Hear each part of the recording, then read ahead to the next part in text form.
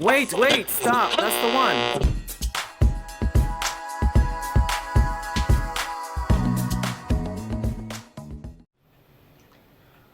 Welcome to ZEN TENN Speaks, a show where I make new friends and reconnect with old ones. A show where everyone's stories may inspire you to tell your own story. In this podcast, we encourage everyone to get rid of shame, guilt, fear, doubt, and judgments for themselves and for others, and replace those with love, empathy, compassion, understanding, kindness, and to do your best in everything that you do. In essence, to get rid of things that no longer serve your well being, to be true to yourself and be honest with others.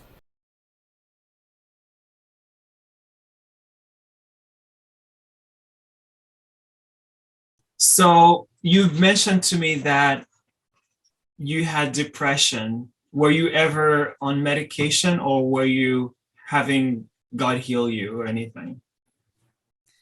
When I was 15 years old, after my parents got divorced, because my dad never wanted us to go to the doctor or get medical care, not because he didn't believe in it, but because we were living below poverty levels pretty much. We were super poor.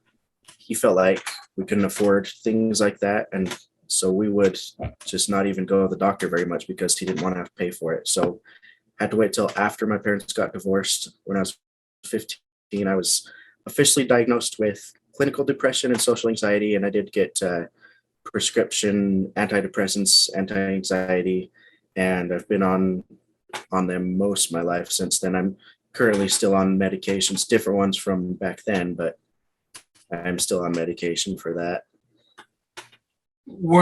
I've made some research and I saw that the Mormons have a not food stamps, but kind of like a government, not government, but a Mormon supplement, kind of the government thing where the poor can be supported by the church. Were you not part of that, or how is that? What are you aware with that? So there are welfare programs. Yeah, they're not necessarily through the government or the state. The church does their own thing where people who pay tithing and fast offerings, that money is just collected by the church, and they're sitting on more than $100 billion, the church is, and they can use money from that to pay for food and clothes, basic needs for members. There's the Bishop Storehouse, which is just like a grocery store where you can go there and get all the food stuff that you need, all the basic essentials. Obviously, they don't have like tons of candy and extra stuff, but they have the basic stuff that you need to get by, even like bathroom items, toilet paper, toothpaste, deodorant, stuff like that. So because my family was so poor, we definitely did go to the Bishop Storehouse a lot when I was growing up. We also went to the DI, which is Deseret Industries. It's a church-owned thrift store, basically, like Savers, like Goodwill, where people donate their used things and you can go buy them for cheaper. So a lot of my clothes came from DI. We would have secret Santas for Christmas and stuff like that, where people in the ward would give us gifts and have it be anonymous as to who it's from.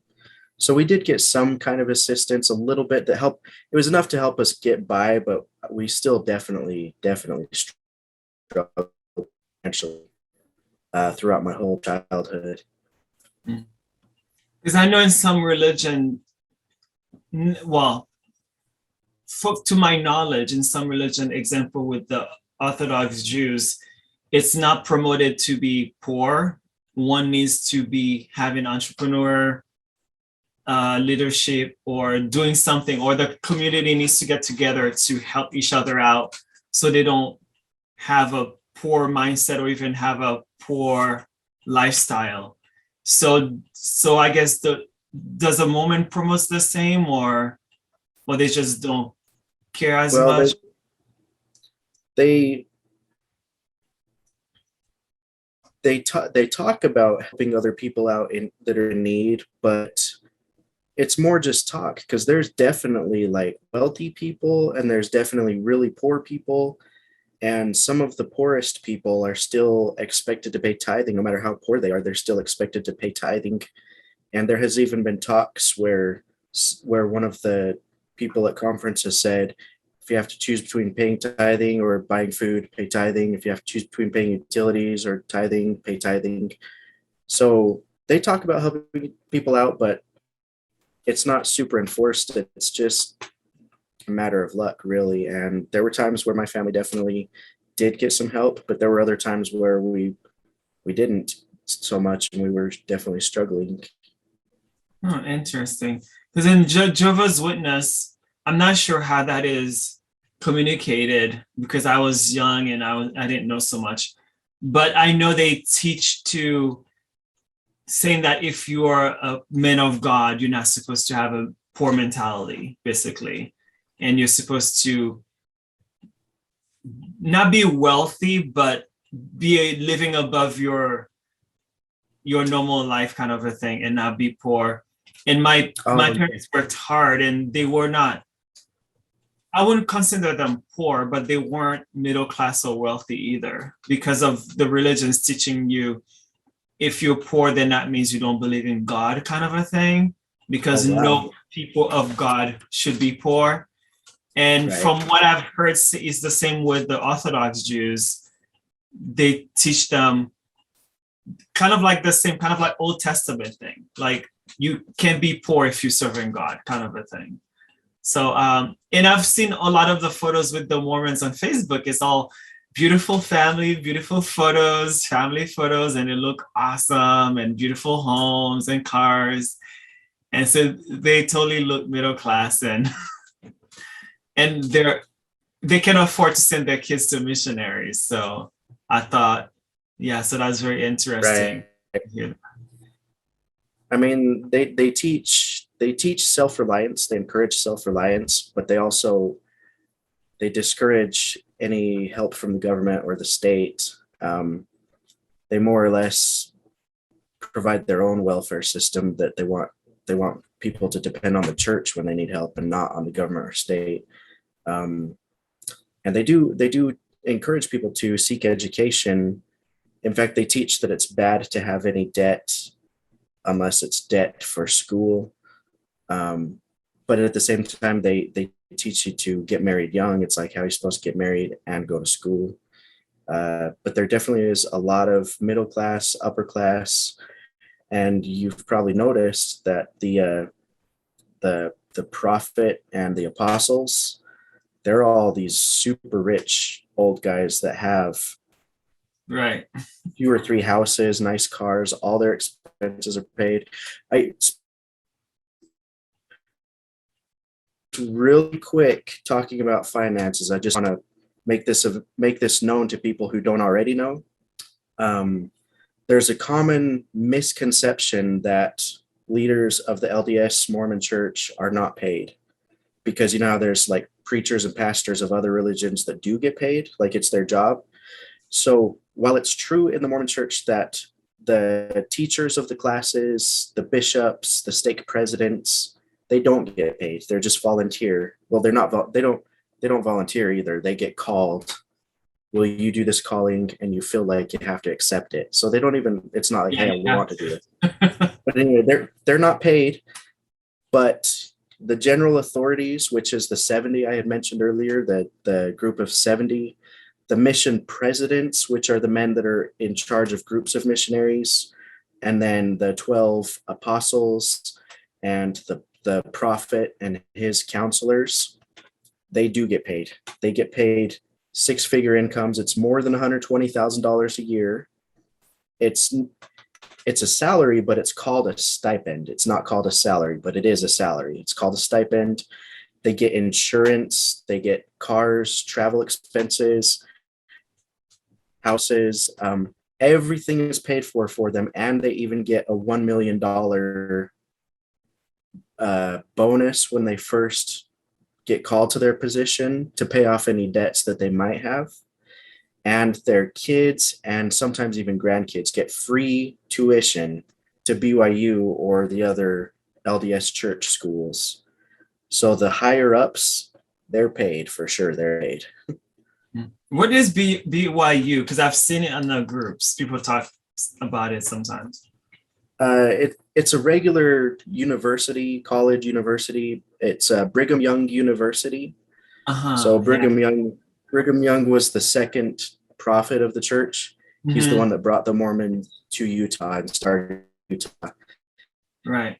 So it's a church-owned school, and it's run by members of the church. And so they have really super strict rules, honor code, things such as no having members of a different gender in your room after a certain time. They allow you to hold hands and hug and kiss and stuff, but if you get caught like having sex or doing anything like that, it's a honor code violation and people get kicked out for things like that. And they're expected to tell on each other. Like if someone sees someone else violating the honor code, they're supposed to tell on them. So it's a super strict place to go, a school to go to. What is do the Mormons have rules when it comes to having friends who are not Mormons? Because I know Jehovah's Witnesses, they have a rule. They call people who are non-Jehovah's Witnesses worldly people. Do Mormons have, because I've talked to most Mormons that I talk to, they want to preach me, they want to lecture me, and they want me to get baptized. Like, when are we going to get baptized so we can become brothers, so we can hang out? But one of them I talked to, that I'm not going to say his name, we've been talking for months. And then I had to mention to him, hey, I don't want you to get in trouble. Are you supposed to talk to me? Because I know if I was Jehovah's Witness, I was not supposed to talk to him because he would be worldly.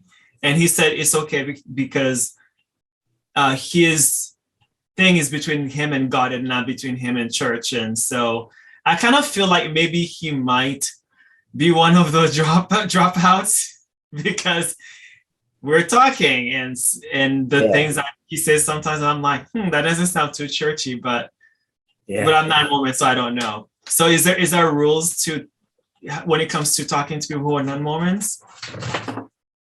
That's kind of a tricky ground right there. First, I want to say, if they're asking you when you're going to get baptized, first I want to say, don't do it. It's a trap.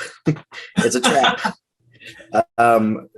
So there is some doctrine in some of the handbooks. There's a thing that's given to the youth. It's called strengthening the youth or for the strength of the youth or something like that.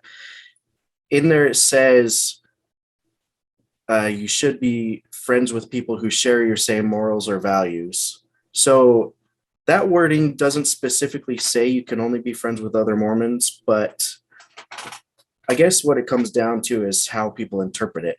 Because I had known kids when I was younger that were absolutely not allowed to hang out with non-Mormon kids, but I was allowed to have friends of any faith as long as I kept going to church. But then also the church also teaches every member is a missionary.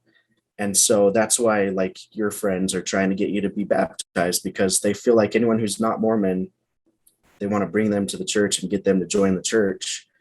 And there's definitely exclusion for people that are not part of the church. Like this neighborhood I live in, most people in this neighborhood are Mormon. I don't get invited to parties and things like that because they know I'm not a member of the church anymore. And some of them hardly talk to me at all because of not being a member. So yeah, it's up to interpretation, but there definitely is exclusion when you're not a member. Exclusion as in shunning? Yeah, well, not so much. I mean, I guess in a judgment way too, but yeah, like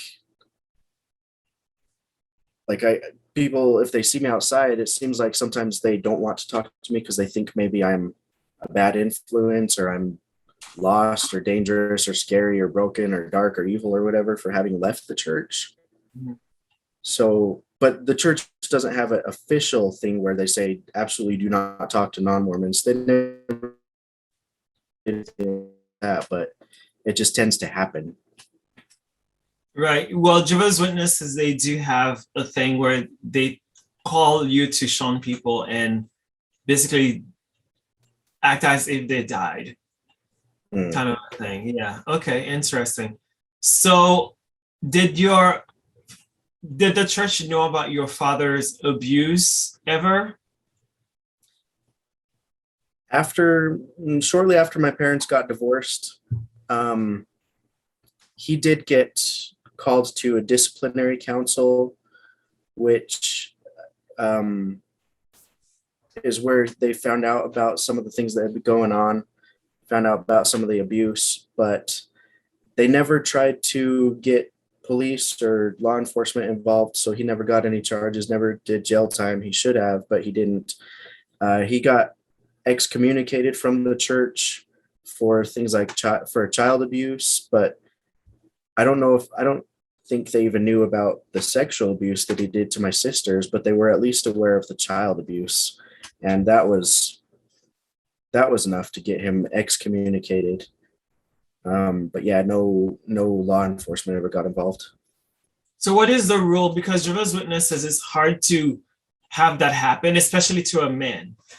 They have a thing called third witness. So, let's say if anything happened to you at home, if you went and say, "Hey, my dad did this," you are only one witness. Unless your dad said, "Yes, I did it," then he will be two witnesses. So, who told on him, and how was it believed enough for him to be excommunicated? Do you know that process?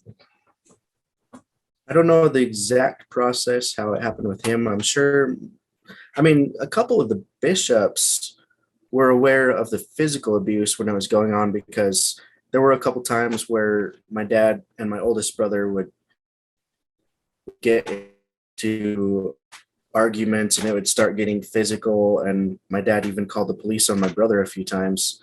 The bishop had come over to the house to try to de-escalate the situation, so some of the bishops were a little bit aware of the physical abuse, and my mom had talked to them, and when they made my dad aware that he was going to have discipline against him, he actually showed up to his disciplinary council meeting, and they read all the charges again, because they treat it like a court. So they read the charges, they state the charges, they give the person a chance to say what they think, and it's either 12 or 15 people that deliberate and decide. He got excommunicated, but he did show up to it, and I suppose he confessed to all the charges against him. I don't think he denied any of them, but at that point he probably was done with church and didn't want to keep going, so he was okay with getting excommunicated. What are the rules for divorce?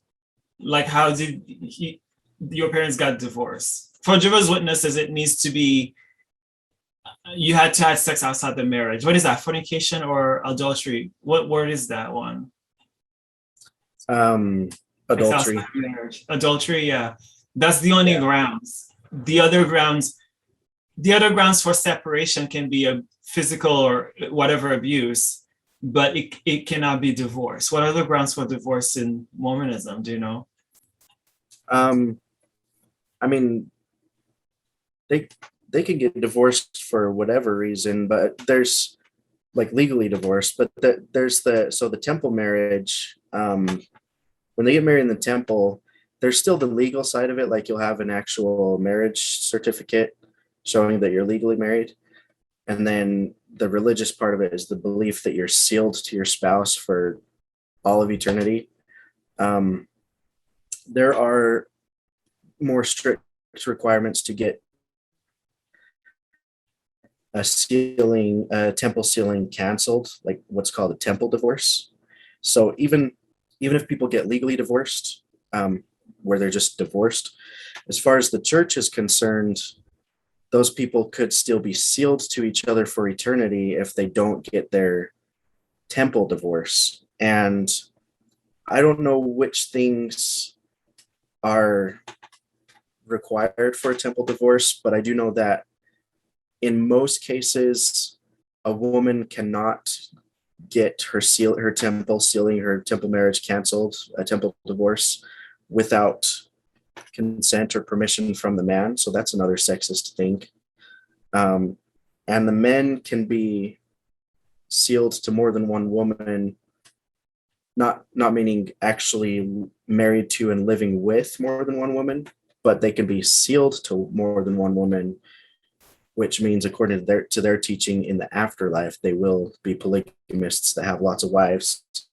So, for example, with my parents, they didn't get a temple divorce. They got divorced legally, so they're not married legally as far as the world is concerned. But as far as the church is concerned, my dad is still sealed to my mom because she couldn't get a temple divorce without him agreeing to and consenting to do that. And I think for him, he just didn't want to. It's not like he wants to be sealed to her, but he didn't feel like going through the hassle to do that.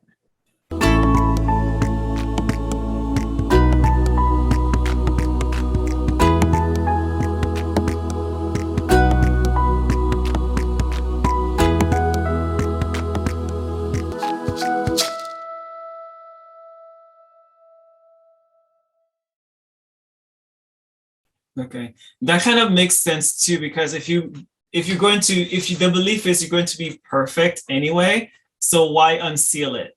Because once you shed that body, you're gonna get along finally, right? Yeah. So yeah, that makes sense in that kind of mindset. So tell us, why aren't you Mormon anymore? Like, what's the story of leaving? So several times throughout my life, I just was wondering, is this even true? Does any of this even make sense? And it never really fully made sense to me. I never felt like it was true. And it was causing me so much stress and anxiety, always feeling like I was not good enough, always feeling like I needed to do more because I wasn't worthy. So it was really doing damage to me emotionally. And I suppose it probably could be part of why I have depression and anxiety. It very likely could be because of being involved in such a high demand religion that has such high expectations. It eventually it got to a point where it was no longer useful to me. It was no longer good for me. It was bad for my mental health. But also I started really questioning things and really becoming more aware of issues that not only affected me, but issues that affect everybody that is a member. And there was way too much stuff that was be a part of it anymore. I don't know if you wanted to mention, by the way, if you wanted to talk at all about me getting married in the temple and then divorced, or because my falling away from the church was a while after that. Mm-hmm. Yeah, sure. It will come to that. Okay. Definitely. Yeah. And so let's say if the scene did not play out how it played out for you to have doubt and depression and the pressure, etc., would you want to be a Mormon? Is this something that you would love to be, or you missed not being, if the scene did not play out like your history did? I mean, for people that don't have any mental health issues, people that have a good family life, Mormonism is great for them. It makes them feel peace. It makes them feel love, acceptance, warmth. So for people that don't have any mental health issues, for people that have a good family life, the church can be a good thing for them. It can help them feel peace and happiness and acceptance and love and all that. For me, because of my shitty childhood, my dysfunctional, broken family, abusive father, the church was not a good place for me because he was going there with us. And so it was not a safe haven for me. And my anxiety and depression made me feel guilt and shame and unworthiness probably worse than a normal person would. So I suppose maybe I could have done better in the church if I had a good, nice, functional family, and if I didn't have any mental health issues. Yeah, that probably had contributed to that, because as you grow up, I feel like most people, as they grow up in a family or their environment, contribute to their mental health, definitely. And to, as you, what you're mentioning, it does not contribute to a good mental health. And even in my family growing up, it was some crazy stuff as well. And I'm shocked and surprised at myself what I'm able to do mentally sometimes, because it was challenging as well. And I don't really want to, sometimes like in the past, I wanted to blame religion because of that. But there are some people who are non-religious and they still have crazy lives. So I feel like it's a human thing, unfortunately. And unfortunately, you would think religion would make people do better, because without its craziness, a lot of the principles in there, if you use them for your life, it can be good. But somehow people still don't use it for its goodness, which would lead to the next question. Are there some values that you learned in Mormonism that you are using in your life right now, if any? Yes. I do want to first say everything good in Mormonism is not unique to Mormonism. Like, you can learn good values in any other religion and even without any religion at all. But then the bad things like guilt and shame and the level of those, some of those things are unique to Mormonism. Some of the things I developed were charity, honesty, generosity. Uh, I guess it could be considered good that I waited so long to have sex, so I didn't end up becoming a teenage father. But that is definitely something that could be learned in any religion. Um, Service, helping out people, things like that. I learned while I was in the church, but like I said, those can be learned anywhere and even without any church at all. What is your immediate family life like? Did you ever get married? Like when you became 18, how was your, were you still, because I don't remember you mentioned an age, like when did you leave, or what's the process about when you were 18? Okay. I'm going to try to just like summarize all this along the Sure. timeline. I'll try to keep it concise. So I had graduated high school, graduated seminary. I was not going to church at all. I didn't serve a mission. I was just kind of doing my own thing from like 18 years old to about 20 or 21 or so. I was working, dating girls. I guess one thing that I could quickly mention that was a major significant event in my life was all the stuff I'd said about my childhood made me super uptight as far as thinking normal, natural things were bad, like sexual exploration and things like that. I had been a virgin up until I was 19 or 20 years old because of the church's teachings of how horrible it is to have sex before marriage. Um, I did have sex once with one girl before I got married, and she pretty much pressured me into it. I didn't fully consent. I was very hesitant. I wanted to wait till I was married. I was telling her that I wanted to wait until I was married, but she just like really pressured me into it. Not physically, but she coerced me into it with manipulation. She pretty much said she would never want to hang out with me ever again if we didn't. So I gave in. So I felt really dirty and used and gross because of that. And then I also felt religious guilt and shame because of the church's teachings. But I never confessed to a bishop about it. I just like prayed for forgiveness, and I carried around the guilt and shame for it for a few years. When I was 20, either 21, I met a girl, I'm just going to call her Ava. She was a member of the church also, and she was a virgin. I told her that I had had sex once. She was okay with it. Um, I wasn't going to church when I met her, but she told me she was only willing to marry someone if they get married in the temple. So I had to start going back to church so I could be worthy to go to the temple. Um, so that meant I had to start paying tithing all the time. Had to go to church every Sunday, the meetings every Sunday. Uh, had to make it look like I developed a testimony. I had to make it seem like I believed in. Um, we dated for about 8 months before we got married. So we got married in 2005. We got married in the temple. So I kind of felt like getting married in the temple was maybe kind of a redemption for myself for not having served a mission. Like,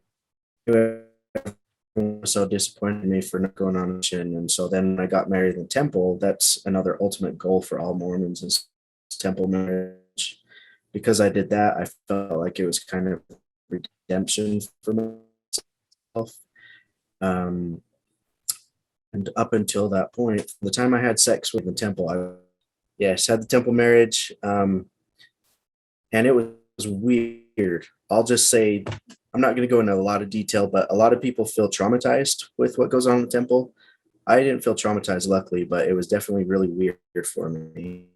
Yeah, so I've watched a video about marriage and how they'll touch your lips and doing all this stuff. And I read not read, I saw a documentary how they had to change their temple marriage protocols because some, especially the women, would say they feel violated because they touch your privates and such, like they bless you.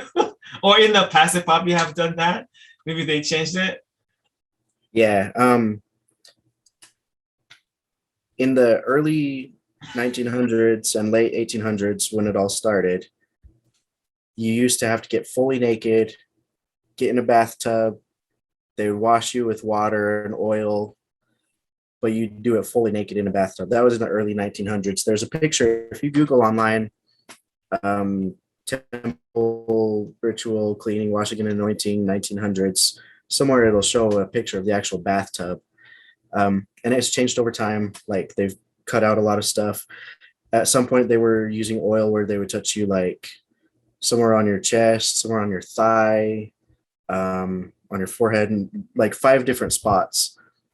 When I went through, they had cut out a lot of that to where all they did was a drop of oil. They rubbed it on my forehead, and it was more or less like a second baptism. And that was the moment where I finally felt like I was really forgiven for having sex before I got married. Was when they did the oil on the forehead, because I felt like it was a second baptism, and they said, "I pronounce you clean from the blood and sins of this world," something like that. Finally felt forgiven. Now the temple ceremony, you put on these really weird clothes, like you're wearing white clothes when you go in, but you put on like this hat that looks like a baker's hat. There's a weird thing they call a robe. It's like a toga, goes over the clothes, so you're not naked. But and there's a green apron that is like, it's supposed to be significant of fig leaves that Adam and Eve wore when they were in the Garden of Eden. That bullshit story. And there's like a sash that's just like a piece of fabric you tie around your waist. So it's really, really weird looking, culty, ritualistic stuff. At some point, people stand in a circle. They'll say a prayer together and they'll chant while raising their hands up, and they'll be like, blah, blah, blah, blah, blah, blah, blah, blah, blah, blah. But they say certain words. I don't want to offend anybody, so I don't want to really say exactly what they say, because some people consider it sacred. It's just secret, really. But you can easily find it online. New Name Noah has a YouTube channel that shows video recorded of that stuff. And it's all ripped off from Masonic temple stuff. Like Joseph Smith, when he came up with it for the Mormons. He was also a Mason at the time, and he took all their rituals and handshakes and brought it to the Mormon temple ceremony, temple rituals. So there was the endowments, the sealing. Now the sealing is the part that's the marriage, but you don't walk down an aisle. You just are kneeling across an altar face to face with each other, and this old guy that you have no fucking clue who he is, he asks you, do you covenant to blah blah blah blah blah. I don't even remember because I wasn't really paying attention, but you say yes. You don't even say I do, you just say yes. And the word love is not mentioned at all. You don't get to write your own vows. It's not romantic at all. It's just like super just super weird, very clean, sterile, I don't know, not warm at all, not romantic at all. It's just like making an agreement to something. So we did that in 2005. We had 3 kids while we were married. Is there anything else you wanted to ask me about the temple marriage? So they have made changes over the years for sure. Yeah. It's not as sexist now as it used to be, but it still is. So we got married in the temple. We had 3 kids, 2 girls and a boy. Started becoming abusive towards me, emotionally, verbally, physically, even. And I never have ever been violent with girls. I've always believed that you should never hit a girl, so I never fought back. Anytime she would get violent with me, I would just take it. One of the times I just got fed up with it, and after she had been beating me and throwing things at me and calling me names and everything, just totally berating me and making me feel like shit, I had had enough, and I called the police, and they came over, and I was hoping they would just talk to her and maybe scare her into not doing that anymore. But they actually pressed charges against her, and she got charged with domestic violence. She had to take an anger management class, pay like $500. And so she has a domestic violence charge on her record, but she still went back to her own ways. And I'm not going to go into all the details about everything. That's just an example of how abusive and horrible she was. And it made me feel really worthless. I got to the point where I started feeling suicidal, and I was miserable, and all the guilt and shame I already had from the church, and feeling like I was never good enough, never a good priesthood holder, feeling like I was not even close to being on the same level as other men. I just felt like I was totally worthless and not good enough. And I didn't enjoy going to church with either, because seeing all the other happy couples at church was really painful for me. They were all so happy and smiley and loved being there with their spouses, and mine was so abusive. And I just became so miserable that I got to a point where I didn't want to live anymore. And I more or less made a few actual suicide attempts, because I remember I already said I had depression and anxiety. For people that have depression, sometimes their mind can get so clouded that they don't think there's any way out. And that happened to me. I thought that maybe death would be the only way out. And so I actually, even though I had kids and was married, I just became so miserable that I didn't want to live anymore. And I made a few suicide attempts. I was never hospitalized for it because I did them in private. Nobody even knew. She didn't know at the time. I don't think she even today even knows that I had attempted it a few times. When I was within a few minutes of the end of my life, each time, the only thing that saved me and made me change my mind and decide to keep on trying and keep on living was thinking of my kids and how devastated they would be if I had gone through with it. So in a sense, my kids more or less saved my life. So where are you and your wife now? Like things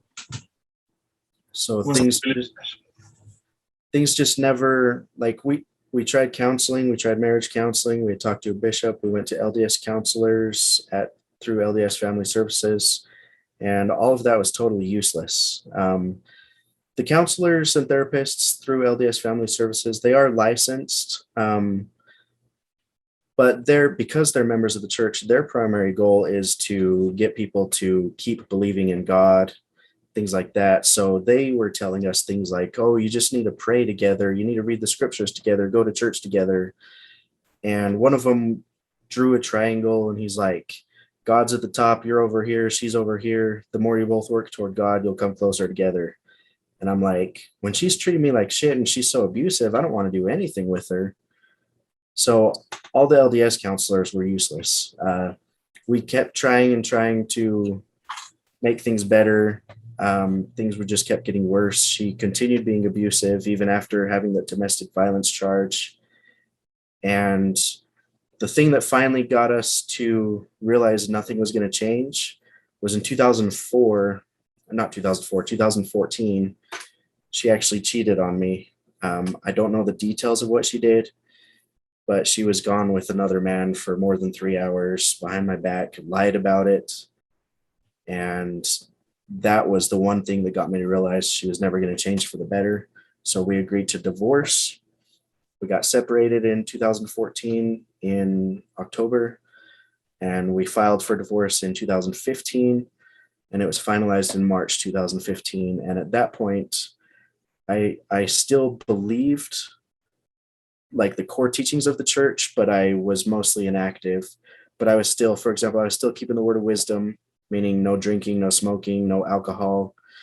And I still believed there was a God at that point. And so I still said prayers sometimes, but I wasn't going to church very often. Are you still sealed? Yeah, we are. Well, I'm not positive actually, because later on, and I'll get to this later on, but when I resigned my membership from the church, I actually resigned my membership from the LDS church. Effectively, that would cancel all the blessings and ordinances and sealings that I had done. So I think when I resigned, I think that would have canceled our temple marriage. But before that, even though we got legally divorced, I didn't bother going through the process of trying to get a temple divorce. And she did get remarried. She got remarried a couple of years ago. And she is still a member on record, but she doesn't go all the time. So she didn't feel the need for her to try to get a temple divorce. What is your relationship with you, her, and the children you had? How has that changed? So she still has she has physical custody with the 3 kids.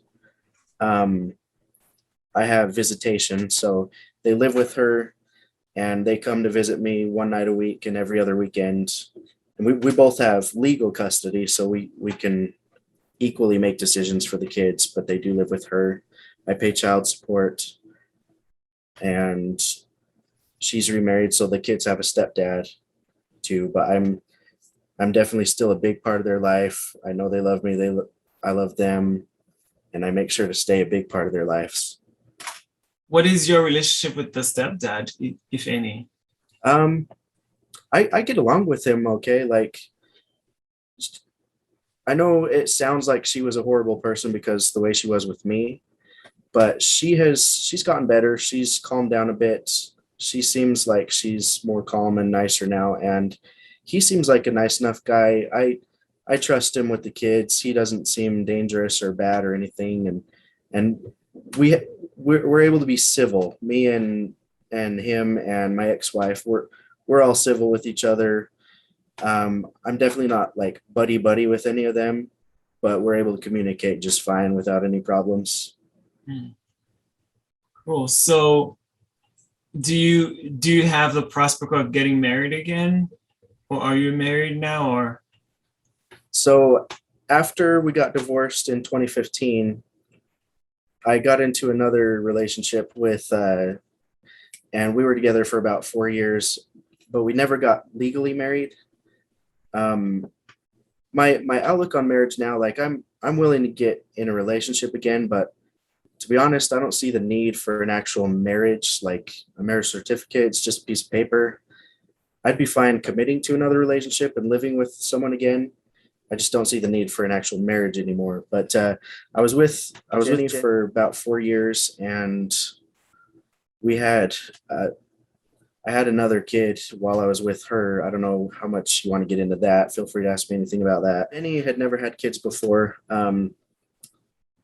She had never been Mormon also. So as far as my Mormon stuff with her, like at that point after I got divorced, I stopped going to church completely in 2015 after I got divorced, but before I met, because I just realized it was totally not useful for me at all. And it was too much stress to try to keep being a member. So I stopped going, made it easier to pull away from the church because not only was she not a member, but she was kind of anti-Mormon. She would always make fun of missionaries. She would, one time we were at her house while we were dating, and some missionaries came by to talk to us. And she's like, Joseph Smith's a fraud.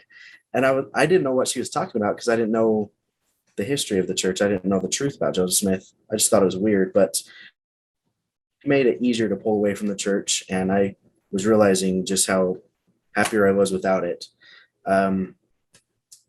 She has heart defects and some mental health issues. So she was unable to become pregnant. I won't go into detail with that, but she was unable to become pregnant, but she wanted to have a baby with me that we could raise together. Like she loved my older 3 kids, kind of like stepkids for her, but she wanted a baby. So she convinced me to have a baby. We actually did surrogacy since she was unable to become pregnant herself. We had a really good friend of ours offer to become pregnant and carry the baby for us. So my youngest daughter, she was born from my sperm and this other girl's egg. So I am the biological father of my 4th daughter, but she's got a different mom from my older 3 kids. And I'm not going to go into a lot of detail with her mental health issues, but I'll just say she has borderline personality disorder. She's bipolar. She has depression. She had switched meds a few times. She became suicidal a few times. She's a self-harmer. She's a cutter. And she threatened suicide several times while I was with her. Her mental health really went on a decline over the past couple years that we were together. And some things happened, and she more or less kidnapped my youngest daughter when my daughter was almost a year old. Jenny decided she wanted to break up, and she took my daughter with her, and she left Utah where I live, and she went to Idaho and was trying to keep my daughter up there with her, trying to be a single mom. And now keep in mind, she's not the biological mom, and she didn't have any legal rights either. All she had was legal guardianship, but she didn't have like step-parent rights or stepmother rights or anything like that. So, but because she had legal guardianship, she was able to take my daughter with her.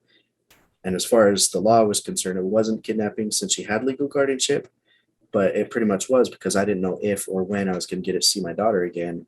This all happened in 2019 in April, and I'm trying to leave out all the boring details, but some major really fucked up things happened. Really, really fucked up things. It got really scary.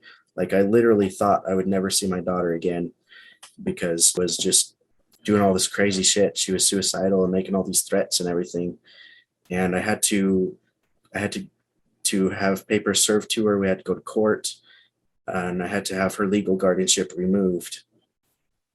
And a temporary restraining order was placed against her between her and my daughter when I got my daughter back into my custody. So since May 2019, I've had sole custody of my youngest daughter. And so I'm a full-time single dad. Like there's the single dads that have visitation with their kids like I do with my older 3. But then I'm a single full-time dad with my youngest, with my 4th daughter.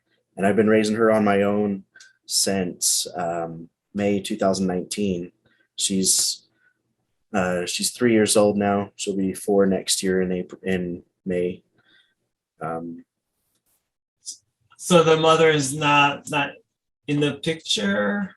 No, because she got like, because of her mental health issues were so severe. Like the lawyer that was working with me, the attorney that was working with me, he was legit like scared for the safety of my daughter. He was saying that is delusional, and he was saying that she sounds like the type of woman that they make those Lifetime movies about, the type of women that kidnap the kids and drown them in the lake. You know, he was legit scared thinking that would happen. So he made it clear that she needs to stay the fuck away from us.